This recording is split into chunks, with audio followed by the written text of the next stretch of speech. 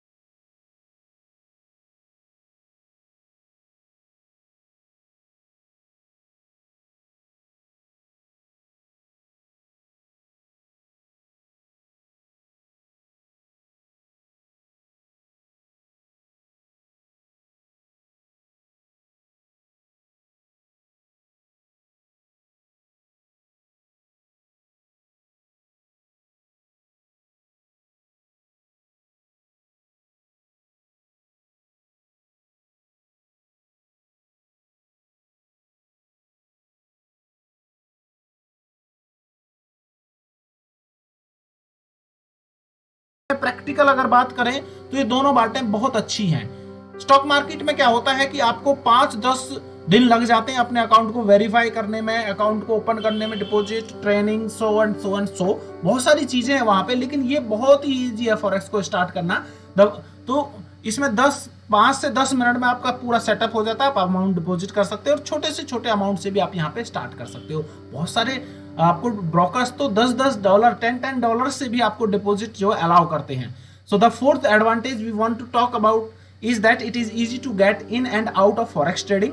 In order to set up your trading account, as we will see, brokers will usually ask to fill in an online form with your information attaching proof of ID and proof of residency. It usually takes 5 to 10 minutes and after that you are free to deposit and withdraw as you wish. Now regarding this starting capital, you may think that getting started as a currency trader will cost you a lot of money, and actually many people are scared and don't want to start their journey in forex trading because they think that they need thousands and thousands of dollars to get started. The fact is that when compared to trading some other instruments, it really doesn't take a lot of money. Online forex brokers offer mini or micro trading accounts, some with a minimum deposit of just $10, and then if you have second thoughts and you want to take your money back, you can do it with just one click. मतलब इतना आसान है यहाँ पे deposit करना, वापस करना होना, मतलब this is everything is very very easy, right? So easy to get in out. And the last one is, जो फिफ्थ एडवांटेज है, easy to buy and sell. Forex trading की अगर बात करें, यहाँ पे बाय और सेल करना बहुत ही आसान है. ऐसा क्यों? क्योंकि ये मार्केट बहुत बड़ी है. जैसा कि एक प्रीवियस वीडियो में मैंने आपको ऑलरेडी बताया था कि डेली जो ट्रांजैक्शंस है 6.6 ट्रिलियन डॉलर्स की ट्रांजैक्शंस है. इट मींस लिक्विडिटी बहुत बड़ी है इसके अंदर. लिक्विडिटी मींस बायर्स और सेलर्स की भरमार होती है इस मार्केट में. ऑल ओवर द ग्लोब ये मार्केट है, पूरे वर्ल्ड में ये मार्केट चलती है और वर्ल्ड में हर करेंसी में ट्रेड होती है. तो इट मींस आप समझ सकते हो. और अगर भी मैं फोकस करूं मेजर करेंसीज पे, तो वहां तो मिलियंस और ट्रिलियंस ऑफ ट्रांजैक्शंस जो है डेली होती हैं, और विद इन मिनट्स जो है थाउजेंड्स ऑफ ट्रांजैक्शंस आपको देखने को मिलती हैं. तो मतलब यहाँ पे अपने सौदे को काटना, अपनी पोजीशन को काटना बहुत ही ईजी होता है. यहाँ पे ऐसा नहीं है कि आपको बहुत सारा वेट करना पड़ता है. जैसे कि एक एग्जांपल हम लें कि कोई इलिक्विड मार्केट है जहां पे लिक्विडिटी कम है, मतलब लो लिक्विडिटी वाली मार्केट को इलिक्विड मार्केट बोलते हैं. तो वहां पे आप कोई चीज अगर सेल करने जा रहे हो तो काफी टाइम तक आपके पास बायर ही नहीं है, तो वो जल्दी सी सेल नहीं होती. जैसे कि एग्जांपल लेते हैं, सपोज मेरे पास एक लैपटॉप है और आप मेरे साथ आप 2-3 लोग ही हैं और पूरी मार्केट में, और मैं आप लैपटॉप को बेचना चाहता हूं और मार्केट में केवल 3 ही लोग हैं, तो डेफिनेटली मैं अपने लैपटॉप को जल्दी से नहीं बेच पाऊंगा क्योंकि बायर्स की कमी है और मैं अपने रेट पे नहीं बेच पाऊंगा. तो मुझे अपना रेट डाउन करना पड़ेगा, तब शायद आप 2 लोग जो मेरे साथ हैं उनमें से किसी एक को शायद वो लैपटॉप पसंद आए जब मैं अपना रेट डाउन करूंगा. इट मींस मेरा लॉस होगा. बट अगर यहाँ पे ऐसा हो कि हजारों लोग हों जो लैपटॉप डेली खरीदते हैं और मैं बेचने वाला हूं, तो मेरा जो लैपटॉप मेरे रेट्स पे बहुत जल्दी बिक सकता है. This is called liquid market. So illiquid market का मतलब लो लिक्विडिटी एंड लिक्विड मार्केट का मतलब हाई लिक्विडिटी. सो यहाँ पे फॉरेक्स इंडस्ट्री बहुत बड़ी है, तो लिक्विडिटी बहुत ज्यादा है. लिक्विडिटी ज्यादा होने की वजह से आपका जो पोजीशन है जल्दी क्लोज हो जाती है. सो ये बहुत बड़ी एडवांटेज है. चलिए पढ़ते हैं इसको. Liquidity refers to the efficiency और ease with which an asset can be converted into ready cash without affecting its market price. और यहाँ पे एक जो सबसे बड़ी बात